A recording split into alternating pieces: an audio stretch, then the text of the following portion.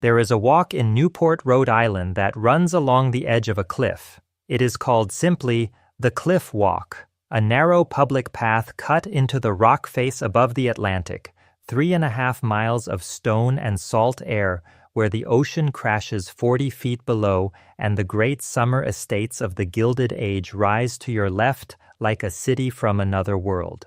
You walk this path in the company of the wind and the gulls, and for much of it the view to your right is nothing but open water, gray and wide and indifferent, stretching toward a horizon that seems further away than horizons usually do. And then you reach Ochre Point, and there it is, 70 rooms, 13 oceanfront acres, 125,000 square feet of Indiana limestone, imported marble, gilded plaster, and bronze. A house that was never called a house. It was called, in the careful language of the Gilded Age, a summer cottage. The Breakers.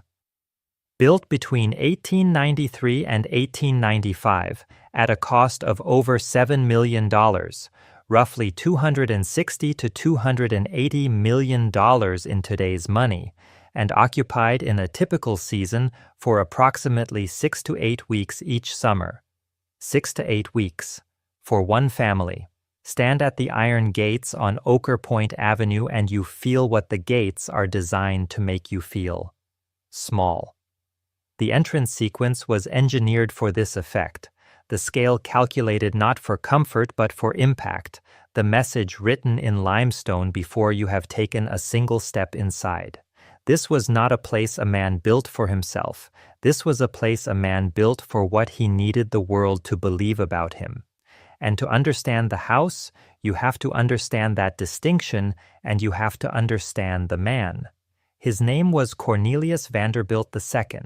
He was born in 1843, the grandson of the original Cornelius Vanderbilt, the Commodore, who had built the New York Central Railroad from a ferry operation into the largest private railroad network in the country. The Commodore was a self-made man in the most unadorned sense of the phrase, rough-edged, contemptuous of convention, famously indelicate in both language and conduct. He built because he wanted to win.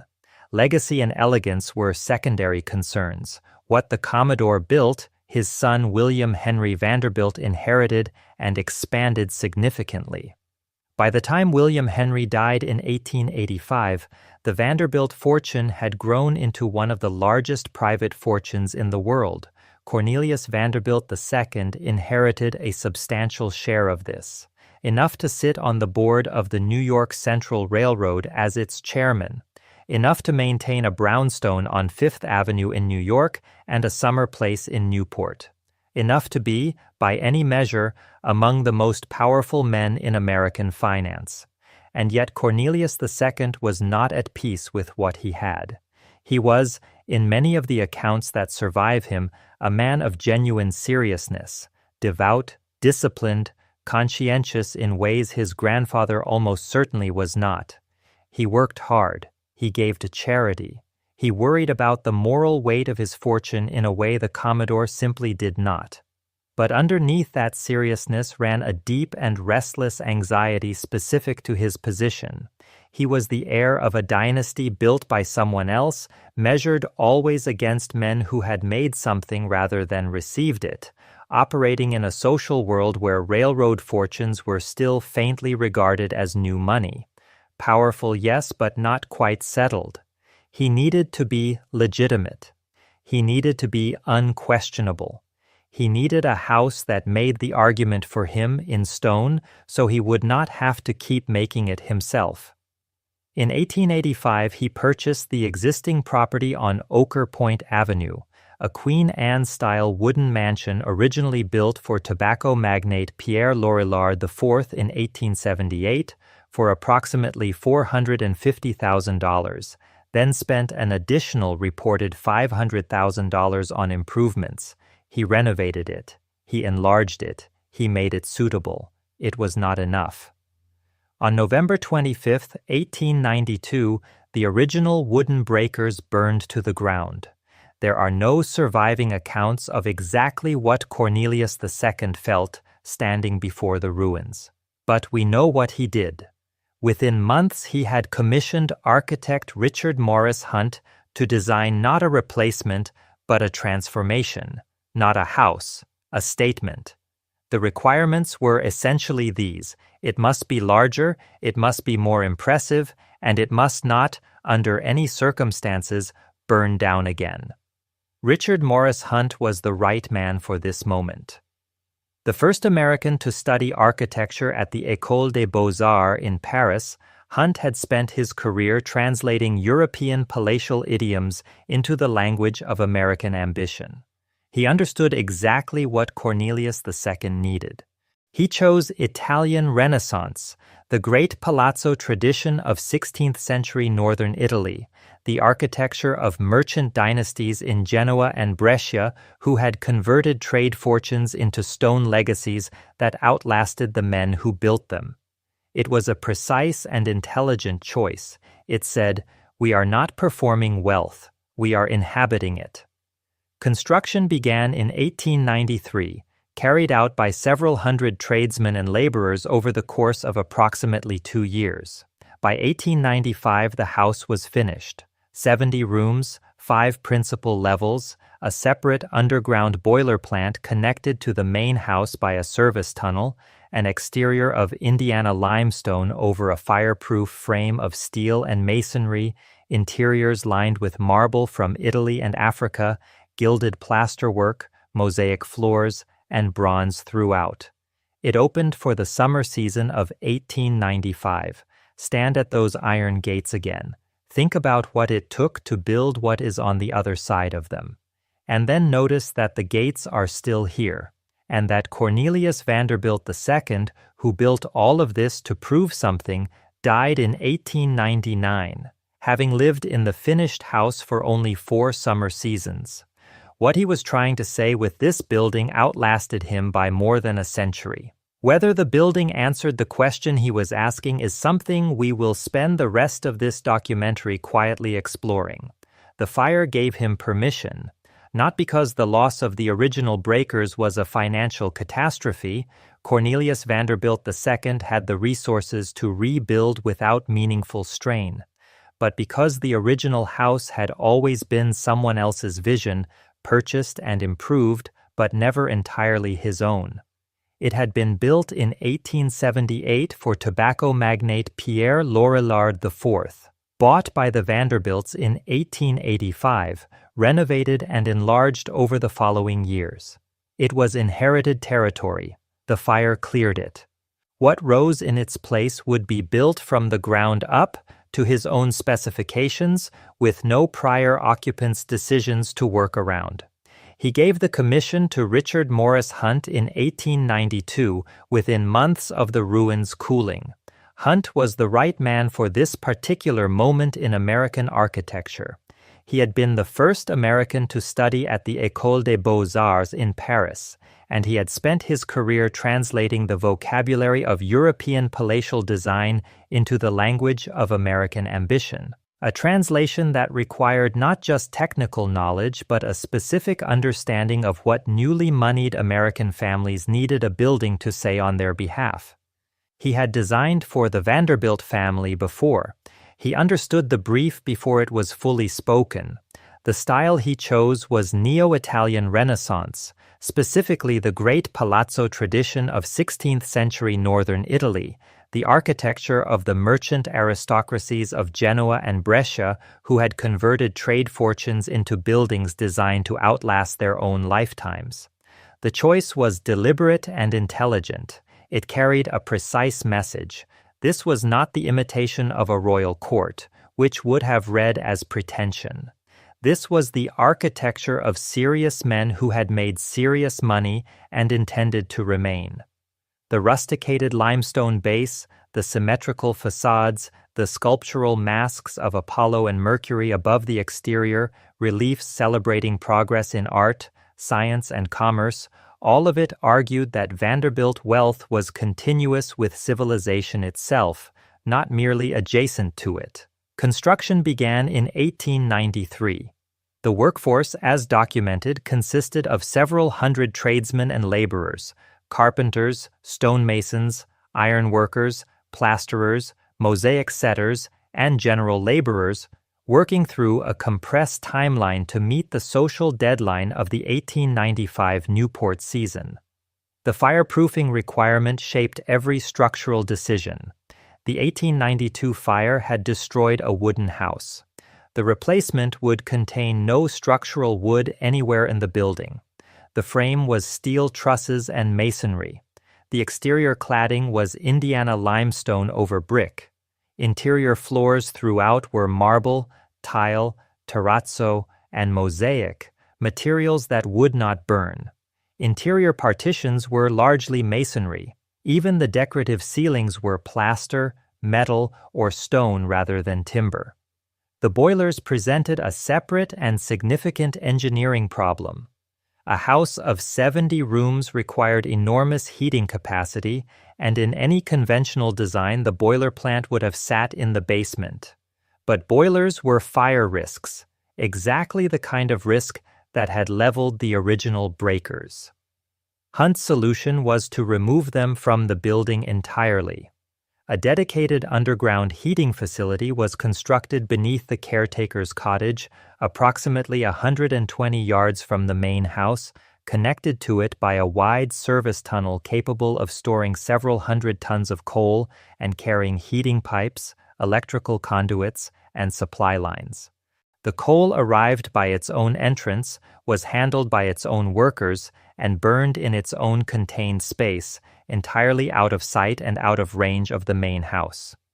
The interiors were designed by Jules Allard and Sons of Paris, one of the leading decorating firms of the era, with additional work by Boston designer Ogden Codman Jr. The materials they specified were, by definition, the finest available: marbles imported from Italy and Africa, rare woods, gilded plasterwork executed by craftsmen brought from Europe, bronze hardware and fittings throughout, mosaic panels. The decorative program alone, the carved paneling, the murals, the custom bronze work, represented months of skilled labor at rates that reflected the scarcity of the craftsmen capable of producing it. The finished building covered approximately 125,000 square feet across 5 principal levels, with roughly 62,000 square feet of actual living space and 33 rooms designated as staff bedrooms. It was equipped with an Otis elevator, originally hydraulic, powered by water stored in cisterns on the upper floors. The electrical system, rewired by the early 1930s, eventually fed more than 350 circuits from a large marble and copper switchboard in the basement. The major chandeliers were designed to burn both gas and electricity, a practical hedge against the unreliability of early electrical service, and a detail that captures the particular moment of technological transition in which the house was built. The total cost came to over $7 million in 1895 currency. In today's terms, that figure sits at roughly $260 to $280 million, depending on how the calculation is made. It is worth being precise about what this number includes: the structure, the decorative programs, the furnishings, and the full fit-out. It does not include the $450,000 paid for the original Lorillard property in 1885, nor the reported $500,000 spent on that property before the fire. The construction workers who built it were paid wages consistent with the skilled and unskilled labor markets of the 1890s. Their names are not in the public record. The house they produced opened for the summer season of 1895, was immediately recognized as the largest and most opulent Newport cottage, and has stood without structural failure for over 130 years. The men who built it went home when the job was done.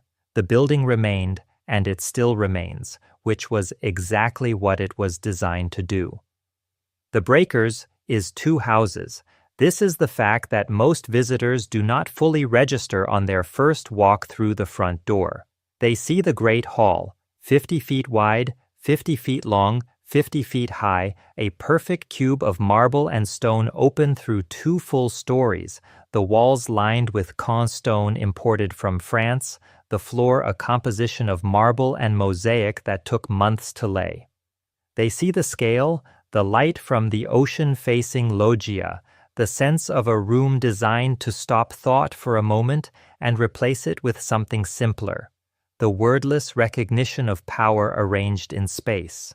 What they do not see, because it was designed not to be seen, is the other house running alongside and beneath the first one. The hidden house has its own staircases, narrow, steep, enclosed within walls or tucked behind panels, difficult with a loaded tray but private enough that a maid or footman could move between floors without appearing in any corridor a guest would use. It has its own dining hall in the basement, its own bedroom floor on the 3rd story and attic, where 30 staff members slept in rooms of approximately 10 by 12 feet, furnished with a narrow bed, a dresser, and a washstand. None of the marble, none of the gilded plaster, none of the imported fabric that characterized every surface below. The 2 houses share walls, share air, share a roof. They do not share a world. Richard Morris Hunt designed the building around this division as its central organizing principle. The layout was zoned with precision across 5 levels, and understanding those levels means understanding exactly what the house was built to do. The basement was the engine room. The main kitchen sat here, directly below the dining room, connected to it by a dumbwaiter system that moved prepared dishes upward and returned dirty china downward without a single plate crossing a public threshold. Adjacent to the kitchen were the baking pantry, the servants' dining hall, the laundry, and a series of storage rooms.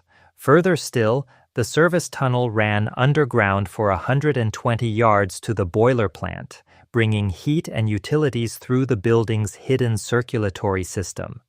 Deliveries of coal and provisions arrived through separate service entrances, handled by workers who would never appear in the rooms above.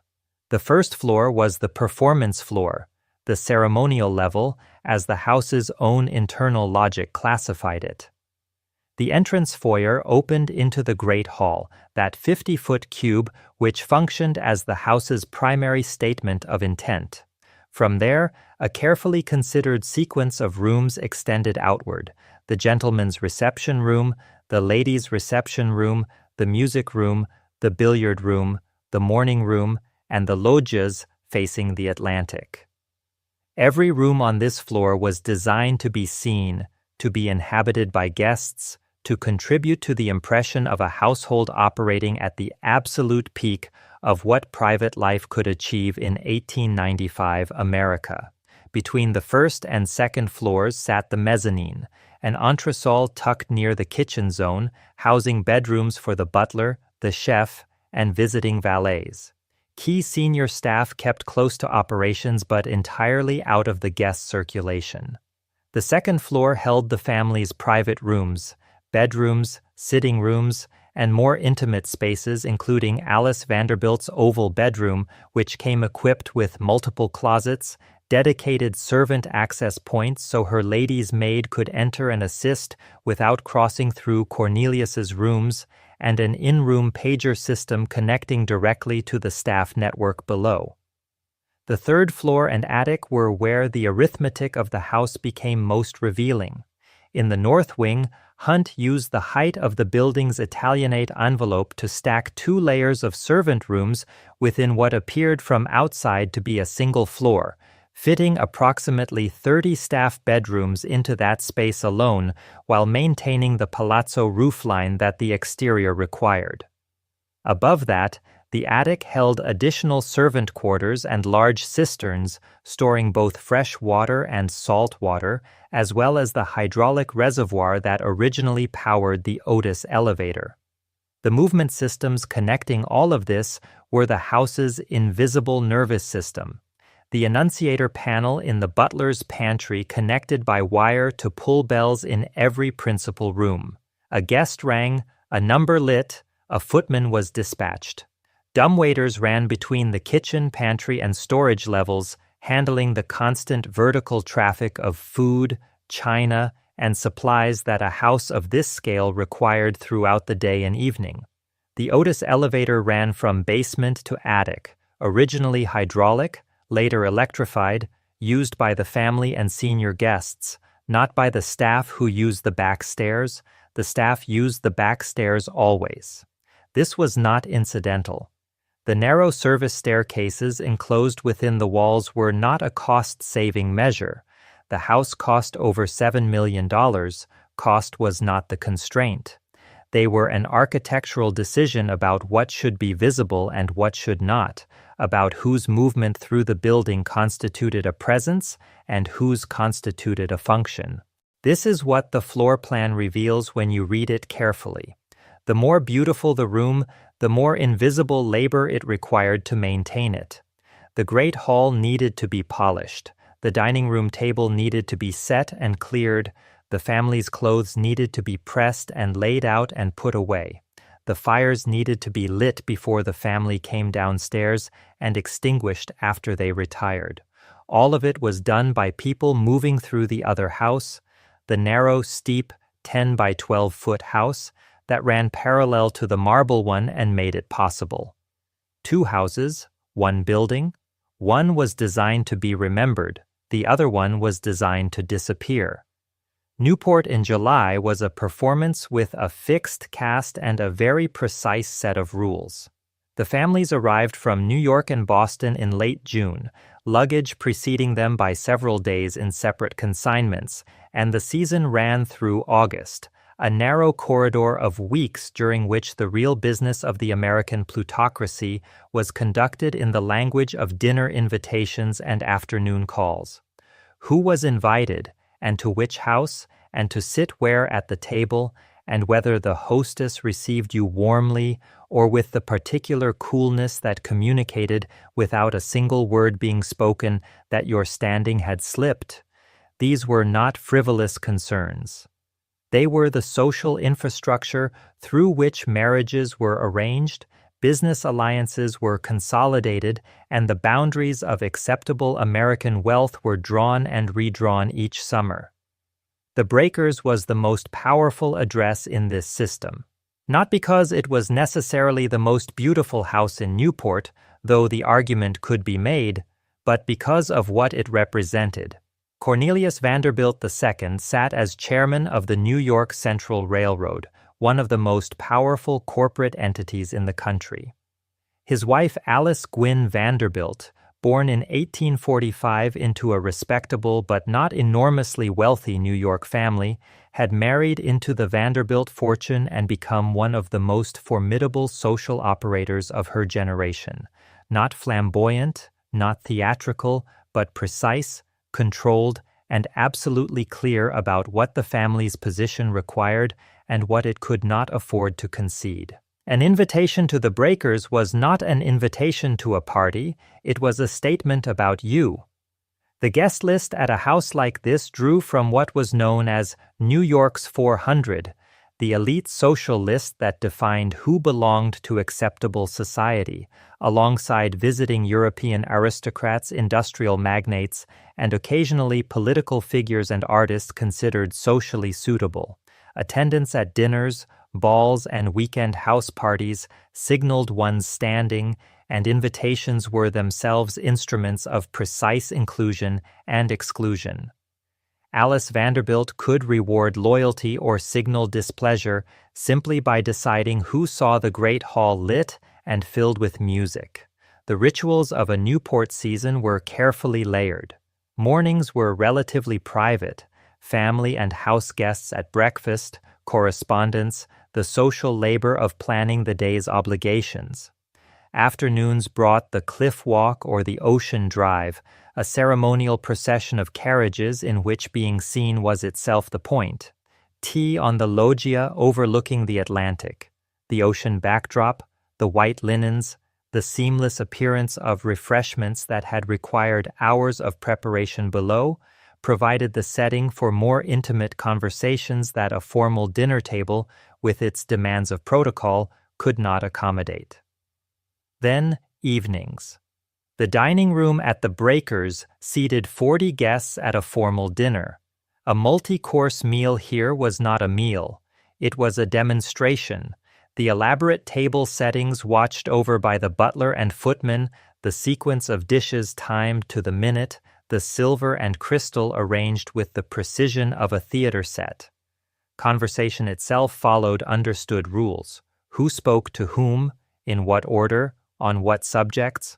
A social misstep at this table could reverberate through business and marital networks in ways that outlasted the evening by months. The house also served as a stage for family milestones, introductions of debutante daughters, receptions for newly married couples, and gatherings that link the Vanderbilt name to European aristocratic families through carefully arranged connections. Gladys Vanderbilt, the youngest daughter of Cornelius II and Alice, would eventually marry Count Laszlo Széchenyi of Hungary in 1908, one of a pattern of alliances between American industrial fortunes and European nobility that the Newport social season actively facilitated. The Vanderbilts had a particular stake in what was being demonstrated through all of this. The family fortune was, by the standards of Newport's most established money, relatively recent. The Commodore had been a working ferry operator within living memory of some who sat at that table. The house, the season, the elaborate machinery of the entertainments, all of it served in part to argue that the Vanderbilts had moved beyond their origins, that the fortune had acquired the weight of something permanent. Alice Vanderbilt understood this project precisely. Where her sister-in-law Alva, wife of Cornelius's brother William K., had pursued social position with an aggressive energy that generated as much controversy as admiration, Alice operated through impeccable discretion. She did not force doors. She made it clear, through the quality of her entertainments and the caliber of her guest list, that those doors were hers to open or close as she chose. The house did much of the rhetorical work without anyone needing to say a word. Guests who passed through the iron gates, approached through the entrance forecourt, and stepped into the great hall were confronted immediately with a room 50 feet in every dimension, decorated with allegorical figures representing science, art, literature, and commerce, a claim, carved in stone, that Vanderbilt wealth was continuous with human civilization itself. But behind every evening that made this argument, a specific machinery was running. 30 to 40 servants produced the effortless impression. In the kitchen below the dining room, the chef and kitchen staff, who had risen around 5:30 in the morning, were in the final hours of preparation for a dinner that might involve multiple courses and required precision timing across every dish. The butler was coordinating footmen who had spent part of the day polishing silver and pressing linen. Upstairs, ladies' maids were assisting guests with the elaborate process of dressing for dinner. Every detail had been planned by Alice and executed by the housekeeper through the hours before the first guest arrived. What the guests saw was a room filled with flowers, candlelight, and conversation. What the house contained in those same hours was a controlled operation of considerable complexity, running on labor that started before dawn and continued well past midnight, on wages that, for a chambermaid, amounted to perhaps $18 to $25 a month with room and board included. Contemporary accounts note the intense social pressure, the rigid codes of dress and behavior, the knowledge that the Newport season was, beneath its apparent ease, both playground and battleground for the American plutocracy. The Breakers was the most visible arena of that competition. The performance required an audience that agreed, as a condition of attendance, not to look too closely at how it was produced. Newport society in the summer seasons of the 1890s was very practiced at that agreement. In the summer of 1895, the Breakers opened for its first season. Cornelius Vanderbilt II was 51 years old. He had spent the better part of 3 years overseeing the construction of a house that was, by every measure, complete. 70 rooms, 13 oceanfront acres, a fireproof palazzo of Indiana limestone that would not burn, would not fade, would not yield to any of the accidents that had destroyed the first breakers and threatened, in quieter ways, the social position the building was meant to secure.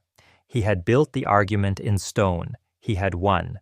He had a few summers left. The stroke came, and then, in 1899, he was gone. The research on this period is precise about the facts and quiet about everything else. Cornelius Vanderbilt II suffered a stroke and died in 1899, having used the house for only a few summers. The timeline is short enough to be uncomfortable. The house was finished in 1895. He was dead 4 years later. The structure he had commissioned to communicate permanence and invulnerability had outlasted the man who needed it before he had properly lived in it. There is a particular kind of grief in this that the house itself does not record. The rooms look the same now as they did in 1895. The Great Hall is still 50 feet in every dimension. The dining room ceiling is still vaulted above where the table stood. The loggia still faces the Atlantic. Nothing in the architecture marks the fact that the man who commissioned all of it spent more time building it than inhabiting it, that the most elaborate private house in Newport was used by its owner for a handful of summers before the body that had driven its construction gave out. The research document that frames the breaker's story identifies this directly as one of its central ironies. The builder enjoys his palace for only a few years, while the structure outlives him by more than a century. It is a short sentence for what it contains. A man builds something designed to last forever. It lasts. He does not. What followed 1899 was Alice. Alice Gwynne Vanderbilt, born in 1845, was 54 years old when her husband died. She would live until 1934, another 35 years, and for much of that time the breakers remained her instrument. Through the 1900s and into the 1910s, she continued to preside over the house as a summer matriarch, using it for balls, dinners, and the social rituals that had always been the building's primary function. The season continued. The entertainments continued. The careful management of who was invited and what the invitation communicated continued. But the project had shifted in a way that no amount of social precision could entirely conceal. The breakers had been built as a monument to Cornelius II, to his position, his permanence, his claim on a specific kind of American legitimacy. Without him, it became something different. A stage on which Alice performed the continuation of something that was, in fact, slowly contracting. The house itself had not changed. The world around it was beginning to. The fortune that had paid for the marble and the limestone was spreading across generations and trusts in the way that large fortunes do, diffusing its concentration across more and more hands. The labor market that had supplied the 30 to 40 servants who made the house function was beginning, quietly, to strain against the assumptions built into the architecture. The building was designed to project that nothing could touch it. The years after 1899 were the years in which the things that could touch it began, one by one, to arrive. Alice's long occupation of the breakers after Cornelius's death carries its own particular quality. She was a woman of formidable discipline and social intelligence, and she applied both to maintaining the house as a going concern. But there is a difference between a house built by a man to make an argument about himself and that same house managed by the woman who outlived him. The argument had been his. The maintenance of it became hers.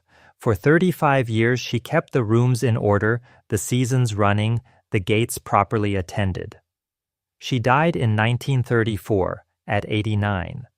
By then the world that had made the house possible, the world of Newport seasons and railroad fortunes and 30 servants working 18-hour days so that 40 guests could dine without visible effort, was already becoming historical. The Great Depression had arrived. The social grammar of the Gilded Age had come to seem not merely old-fashioned, but actively strange.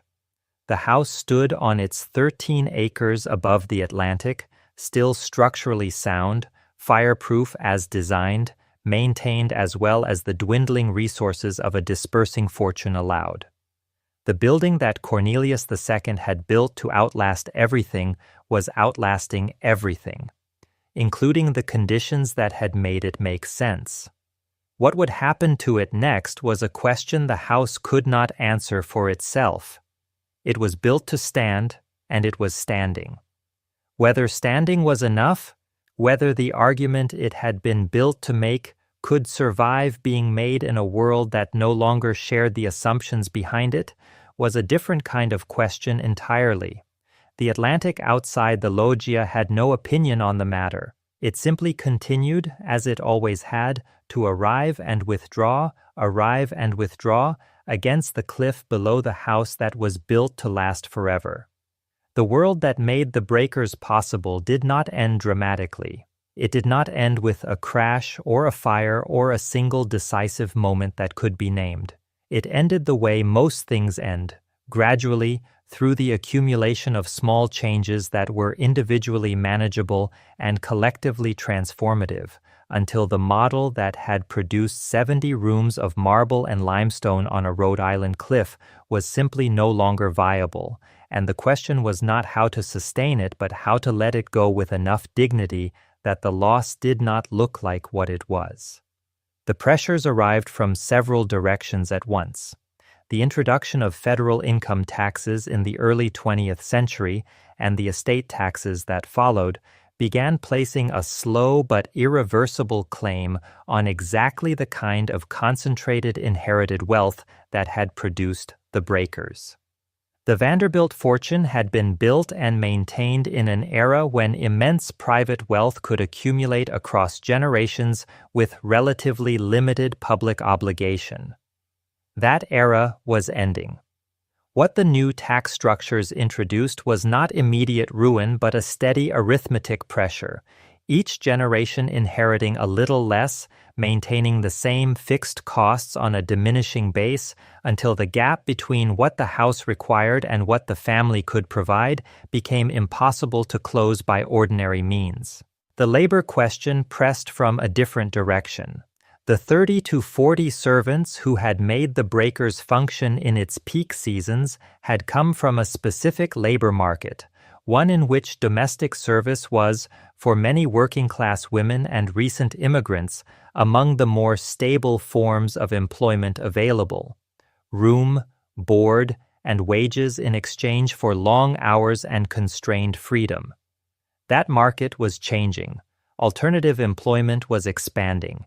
Industrial work, office work, retail, the options available to the people who had previously filled the servant corridors of Newport's great houses were multiplying through the early decades of the 20th century.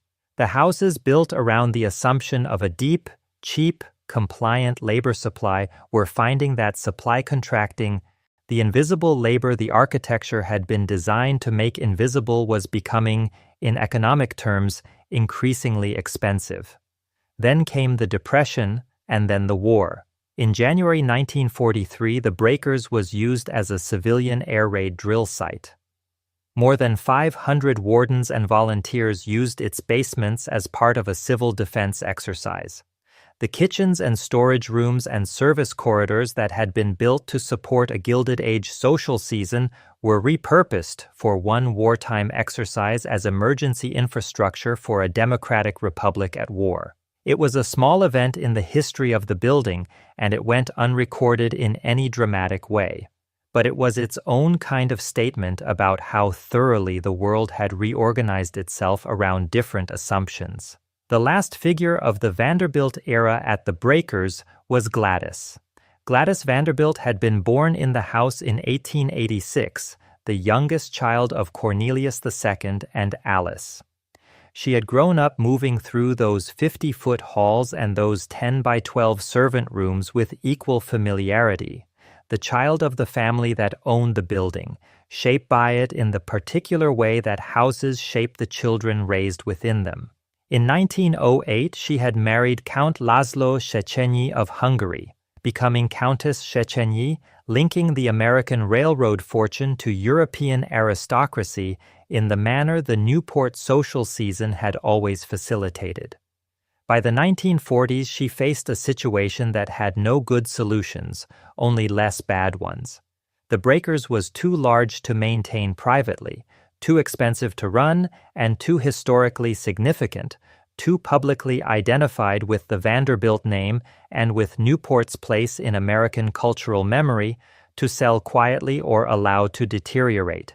It required, by one documented account, over $16,000 annually in property taxes alone in the mid-1960s, on top of insurance costs and major structural repairs. The maintenance of a 125,000 square foot limestone palazzo on 13 oceanfront acres was, in the labor and tax environment of mid-20th century America, a problem with no private solution. On June 10, 1948, it was announced that the breakers would be leased to the Preservation Society of Newport County for $1 per year. The ground floor staterooms would open to paying visitors beginning July 1st. Gladys would retain a private apartment on the upper floors.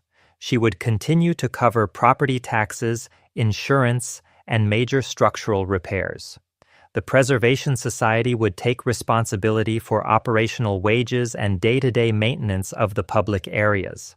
$1 per year for a house that had cost over $7 million to build. The arrangement Gladys created in 1948 was a hybrid that acknowledged, without quite stating what had actually happened, that private Vanderbilt life at this scale was no longer viable and that the alternative to opening the house was losing it. What she preserved was the shell, the rooms, the furnishings, the architectural envelope that Cornelius II had commissioned and Richard Morris Hunt had designed. What she gave up was the fiction that the building was still functioning as it had been built to function. For the next 17 years, tourists filed through the staterooms below while Gladys lived in her apartment above. Visitors paid to see the Great Hall and the dining room and the morning room as historical exhibits, while overhead, a Vanderbilt moved through the practical daily business of life in what remained of her family's world. The strangeness of this arrangement, a house simultaneously private home and public museum, the same rooms serving memory and admission fees, was its own kind of architectural statement about what the Gilded Age had become by 1948. Gladys died in 1965. Under her will, her heirs were given the option to retain or disclaim the property. They disclaimed it. On December 28, 1972, the Preservation Society of Newport County formally purchased the breakers and approximately 90% of its original furnishings from Gladys's heirs for $365,000, about $2.8 million in today's terms. By the time of the purchase, more than 1.5 million people had already toured the house since 1948. The building had been visited by more people as a museum than had ever entered it as a private home. The story did not end there. In the 2000s and into the 2010s, rising visitor numbers, hundreds of thousands annually, strained the site's infrastructure and prompted the Preservation Society to propose a permanent welcome center on the grounds. The response from some neighbors, donors, and Vanderbilt descendants was immediate and pointed. Opponents, including designer Gloria Vanderbilt, argued that inserting a contemporary structure would despoil the historic landscape and fill the approach to the house with what critics characterized as commercial clutter. The National Park Service expressed concern that the project might damage the landmark's character. Lawsuits from neighborhood associations delayed approvals through 2014 and 2015. courts eventually sided with the society's zoning permissions.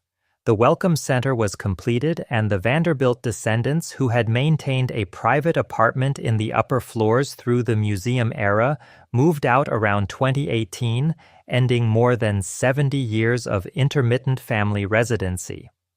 The house Cornelius II built to communicate permanence had survived by becoming something he would not have recognized: a publicly ticketed attraction managed by an institution, its private apartments vacated, its grounds adjusted to accommodate the needs of hundreds of thousands of annual visitors who came not as guests but as paying members of the general public. It was still standing. The limestone was intact. The marble floors were still polished. The gates, which had been built to keep the world at a careful distance, were open. The iron gates are still there. They stand on Ochre Point Avenue exactly where they stood in 1895, the same gates that were designed to communicate, before a single word was spoken, before a single step was taken, that this was a threshold not everyone was entitled to cross. They are open now most days to anyone who has purchased a ticket. Roughly 400,000 people pass through them every year, making the breakers one of Rhode Island's most significant tourist draws.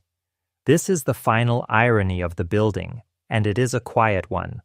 The house was built as the most precise possible instrument of exclusion, a place whose entire architecture, from the great iron gates to the hidden servant corridors, was engineered around the question of who belonged and who did not, who was invited and who remained outside, whose presence was celebrated and whose was designed to be invisible. It has survived by becoming the opposite, a place where the general public files through in organized groups, audio guide in hand, looking at the rooms where the Vanderbilts once performed their careful theater of legitimacy. The Preservation Society of Newport County has operated the house since 1948 and owned it outright since 1972. In the decades since, it has gradually expanded what the visit includes.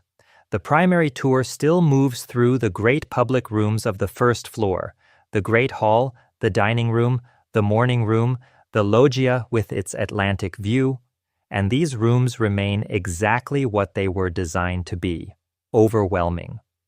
The 50-foot cube of the Great Hall still does what Richard Morris Hunt intended it to do, which is to make the person standing beneath it feel, for a moment, the particular wordlessness of encountering something built to a different set of assumptions about what human beings are entitled to occupy.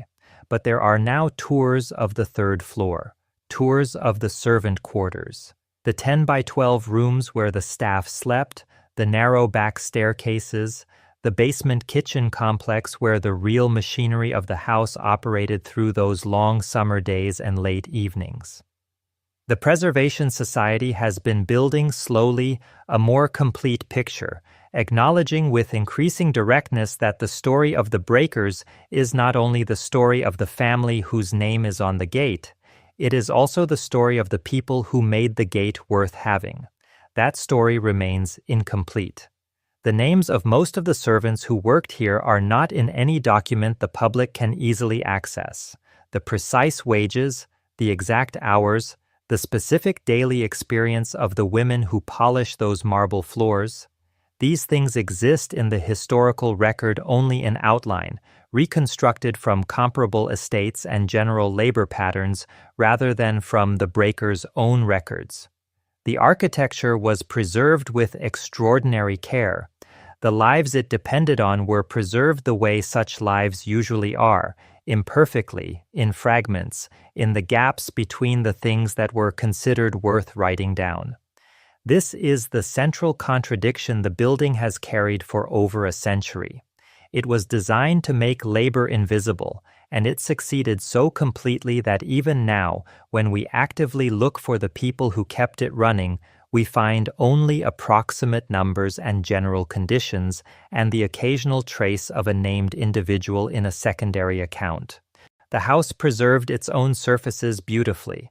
The human system underneath it left fewer marks. Outside, the cliff walk is still public. It has been public since before the Vanderbilts arrived, and it will be public long after the last debate about welcome centers and visitor numbers and the ethics of heritage tourism has run its course.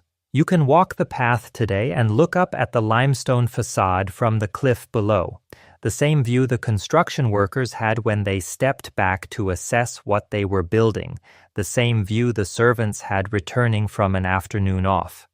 The house looks the same from the cliff as it always did. Permanent, settled, built to outlast everything. What it has outlasted in the end is the entire world that produced it. The railroad monopolies that generated the fortune, the labor market that supplied the staff, the social grammar of the Newport season, the specific anxiety of new money trying to become old enough to stop being anxious. That world is gone. The house is still here, and it receives more visitors in a single season now than it received guests across its entire private history. Cornelius Vanderbilt II built it to make an argument about permanence and power and the right to occupy a specific position in the American order. He had a few summers in it. The argument in limestone has now been standing for over 130 years.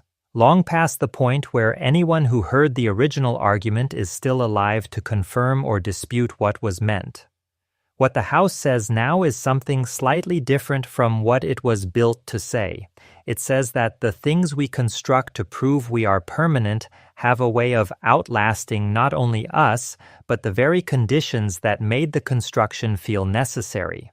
It says that beauty and exploitation are not opposites, that they can inhabit the same building at the same time, one visible, one hidden, both real.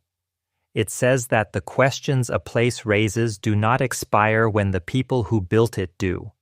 The gates are open. The Atlantic is unchanged. The house is still standing.